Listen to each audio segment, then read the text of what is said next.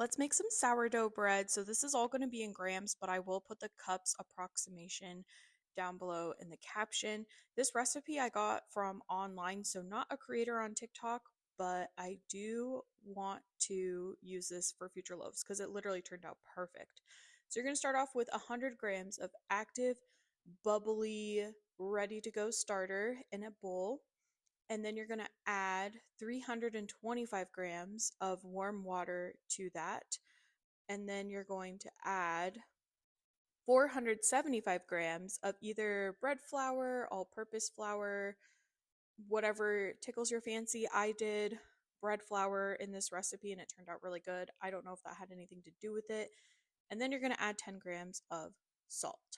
You're going to dough whisk that up and make sure you get all the sides and everything all incorporated. Clean off your dough whisk, all that good stuff. And then you're going to let it sit on the counter for at least 30 minutes. I usually do it up to an hour just so that it can hydrate and get ready for stretch and folds.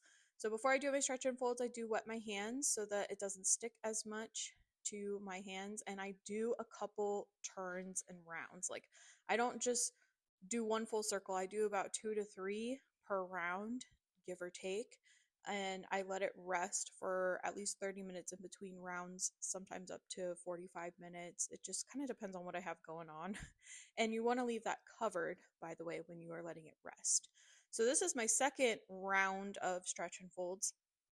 And I think I only went around one time for this because I don't feel like it needed any more, but it seemed ready to rest on the counter covered for 12 hours. So now we're going to do shaping.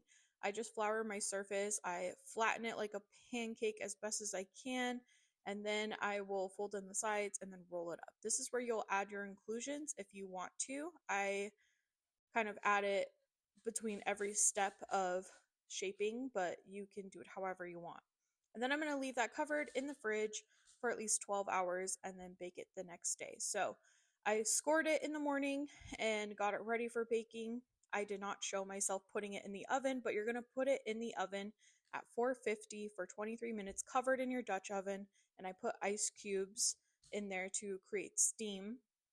And then after that, you're going to uncover it, cook it for 23 more minutes. I always check the temperature with a thermometer, make sure it's between 200 and 210.